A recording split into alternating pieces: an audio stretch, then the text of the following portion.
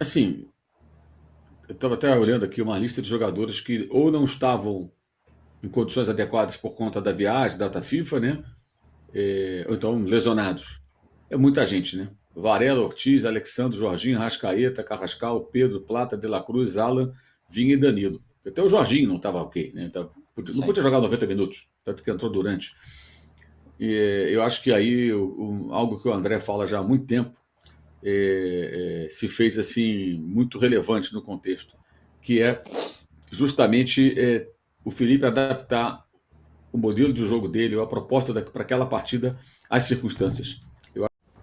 Mais um voo do Urubu Brabo, estamos no ar.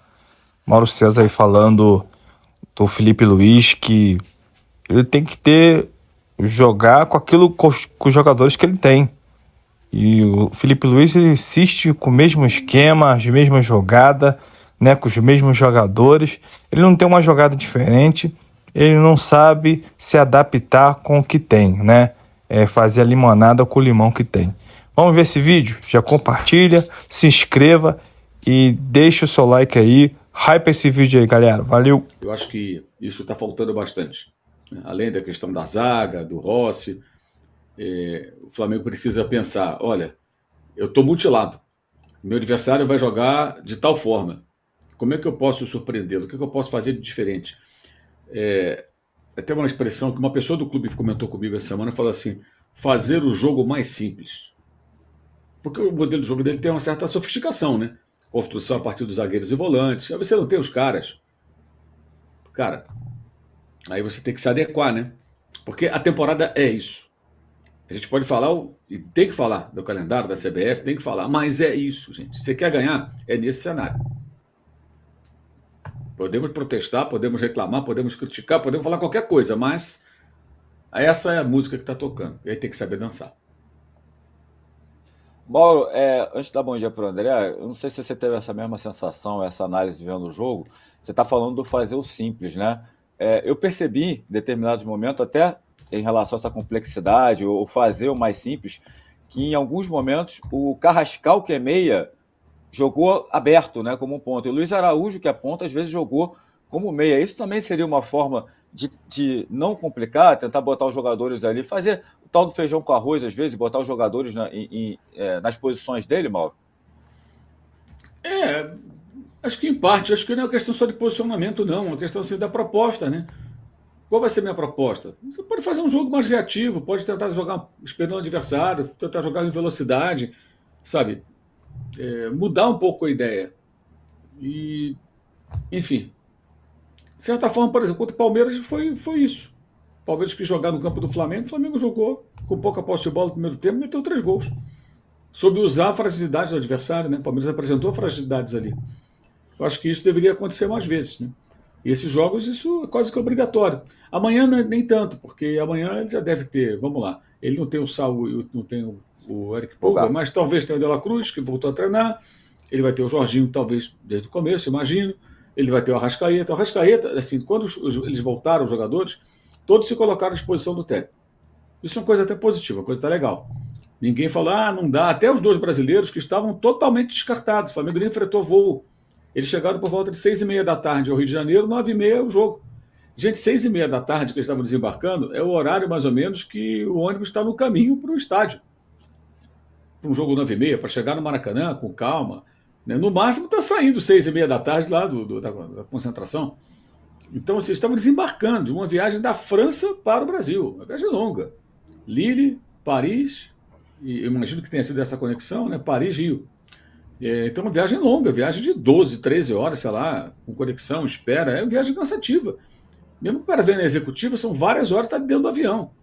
Sim. O cara é um atleta, você não está se movimentando, você está sentado, está deitado ali, dorme, mas não é a mesma coisa que você está. Uma coisa é a gente viajar, o cara viajar no conforto e depois acordar e trabalhar. A outra é o cara ter que jogar futebol, competir contra alguém que está mais bem descansado e bem preparado do que você. Essa é a grande questão. E eles se colocaram à disposição, todos eles. Por que o Arrascaeta nem para o banco foi? A torcida pediu o Arrascaeta com o time perdendo. Então, se toma um gol, ele faz o quê? Não coloca. E eles não queriam correr o risco, né? Pelo histórico do jogador, jogou 67 minutos pelo Uruguai contra os Estados Unidos. O Danilo estava por uma emergência. A emergência surgiu, não por lesão, mas técnica. O Alexandre também estava ali por uma questão de emergência que não surgiu. O Varela não jogou, eu não tenho informação, imagino que não estivesse no seu melhor, enfim. Mas ele tinha muitos problemas. E diante disso, acho que tem que ser um pouco mais criativo, diversificado, sabe? Tentar encontrar outras soluções.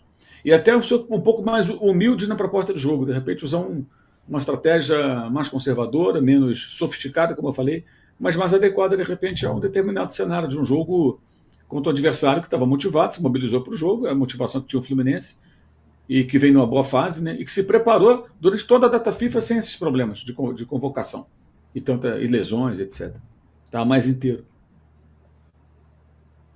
André, meu amigo, só uma observação, né? Eu tenho para mim até que o Flamengo não fretou o voo para o Danilo, achando que o Léo Ortiz talvez fosse voltar, né? E aí viu que não Não, mas não voltou. foi isso não. Não foi isso não. Foi Eles não fretaram o avião porque eles não queriam sobrecarregar os dois veteranos. Entendi. Entendeu? Não tem nem a ver com o Léo Ortiz. E na época, e no momento lá atrás, eles achavam que o João Vitor ia dar conta. Só que o jogo do esporte mostrou outra coisa. Tanto que eles voltaram o voo de carreira. Sem informação. Isso aí eu apurei junto à pessoa do clube e falei, olha, você não vai. O cara daí falou assim, Mauro, você acha que faz sentido a gente pegar esses dois caras, meter num jatinho, trazer lá da França e meter os dois caras no jogo com o Fluminense? Eu falei, eu não faria isso, porque da arriscado é você forçar os jogadores que já ficaram fora por lesão recentemente, o Danilo ficou, o Alexandre é um cara cheio de cuidados, né? Até comentei, o Alexandre tinha dado uma entrevista falando que o mais importante era dormir, né? E se descansar e estar em condição do que voltar correndo. Mas aí, na hora, todo mundo se apresentou, olha, se precisar, eu estou à disposição. Então fica no banco aí para se der algum problema, você entra. Aí deu problema, né? Deu problema. O garoto nem deveria ter sido escalado, menino, a gente vai falar sobre ele. Acho que tem que ter muito cuidado agora para não queimar o garoto, porque eu acho que é vítima de um mau planejamento e uma má avaliação. Porque caberia ao treinador avaliar no dia a dia o estágio do jogador, técnico, mental, psicológico, para ele entrar nesse rabo de foguete. Uma coisa, o Falso 9 fala isso, ele tem razão. Uma coisa é ser zagueiro num time que joga mais protegido, você joga ali, né?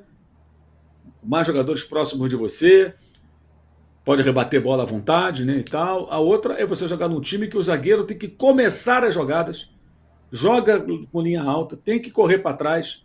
É outro papo, é muito mais desafiador. É muito mais desafiador. E o João Vitor estava tão nervoso que ele errou um passe, ele deu um passe no pé do Martinelli, que estava 0-0, que foi um negócio quase. Foi assistência, que o Martinelli chutou para fora. Ele é ruim? Não, ele não é ruim, ele é bom. Mas é muito evidente que a bola estava em chamas para ele.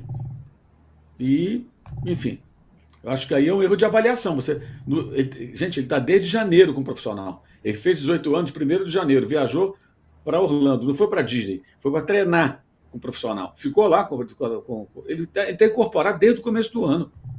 Então, em novembro, você já tinha que ter uma noção se ele está pronto ou não.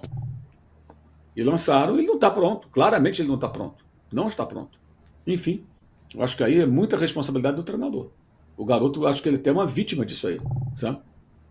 Uma vítima, e que essa é outra coisa que tem que ser avaliado. No meu modelo de jogo, o zagueiro tem uma função, tem outras funções. É mais difícil, gente. O Fabrício Bruno foi negociado porque a proposta era boa e ele não combina com esse perfil. Um zagueiro de outro estilo. Enfim. André, meu amigo, põe. O Flamengo não teve um planejamento, não contratou um outro zagueiro, não, como o Mauro falou aí, não treinou os jovens, né, da base para poder assumir esse papel quando o zagueiro estivesse machucado ou estivesse afastado, e também não contratou um atacante, né? E hoje nós sofremos aí com a falta do Pedro e entre o Juninho não atende, né? Então, e mesmo assim, quem contratou o Juninho foi o Boto e o Felipe Luiz, aval dos dois, né? E hoje eles ficam quietinhos e não falam nada. E inclusive o Felipe Luiz não utiliza o cara, né? Não dá uma oportunidade ao Juninho. Então o Flamengo, né, vamos torcer para que, né, ser campeão, Libertadores, brasileiro, mas o Flamengo, essa reta final tem refletido os problemas que o Flamengo deixou, né, ou não quis contratar, não quis, né, solucionar alguns problemas e acaba agora o Flamengo sofrendo essa questão de falta de goleiro, falta de zagueiro, falta de atacante. Espero que você tenha gostado desse vídeo, já compartilhe, se inscreva no canal, hype esse vídeo e se torne um membro desse canal. Você se tornando membro, você tem prioridade em assistir os vídeos saem para você primeiro e também nos chats você tem você é respondido, suas mensagens, então já se torna um membro desse canal.